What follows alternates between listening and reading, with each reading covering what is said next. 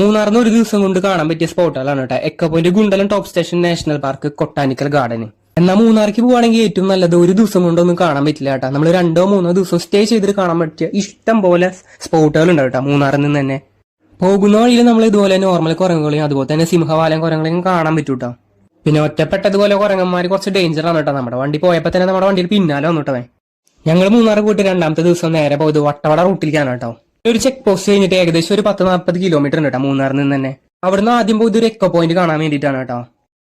പോകുന്ന വഴി കുറെ ഓഫ് റോഡ് ഉണ്ട്. അപ്പൊ അതുകൊണ്ട് ജീപ്പുകാർ പറഞ്ഞു കാറൊന്നും പോവില്ല, ജീപ്പ് മാത്രം അങ്ങോട്ട് പോകുള്ളൂ നമ്മൾ ആദ്യം പറഞ്ഞു കേട്ടോ. പക്ഷെ നമ്മൾ എന്താക്കി, നമ്മുടെ ഈ വണ്ടി വെച്ചിട്ട് തന്നെയാണ് അറ്റം വരെ നമ്മൾ കവർ ചെയ്ത് കേട്ടോ. ഒരു പ്രശ്നം ഉണ്ടായില്ല.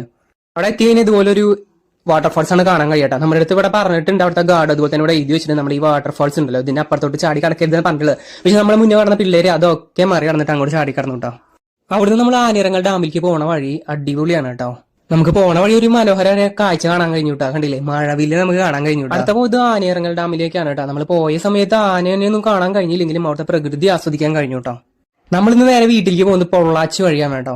കാരണം വേറെ ഒന്നുമല്ല, നമ്മൾ പോണ വഴിയിൽ ഏതെങ്കിലും ആനിമൽസിനെ കൂടി കാണാൻ വേണ്ടിയിട്ടാണ് കേട്ടോ. പോണ വഴി തമിഴന്മാരുടെ ഓരോ ഉത്സവം അതിന്റെ സംഭവം കാണാൻ കഴിഞ്ഞു കേട്ടോ പോണ വഴിയിൽ.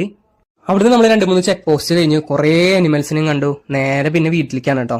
ബസിന്റെ ഉള്ളിൽ കൂടെയാണ് വരുന്നത്. അതുപോലെ തന്നെ നമ്മുടെ ബാക്ക് ലഗേജ് ഫുൾ വരുന്നുണ്ട്. അപ്പൊ അതുകൊണ്ട് അവർ ചെക്ക് ചെയ്തിട്ട് നമ്മൾ വിട്ടു കേട്ടോ. വീട്ടിൽ നിന്ന് ഇറങ്ങിയിട്ട് ഏകദേശം 3 ദിവസം കഴിഞ്ഞു കേട്ടോ. അങ്ങനെ നമ്മൾ വീട്ടിലെത്തി. അപ്പൊ നമ്മുടെ വീഡിയോ ഇഷ്ടപ്പെട്ട് ഞാൻ സപ്പോർട്ട് ചെയ്യാൻ മറക്കല്ല. ഇതിന്റെ ഫുൾ വീഡിയോ നമ്മുടെ ചാനലിലും ഉണ്ട്.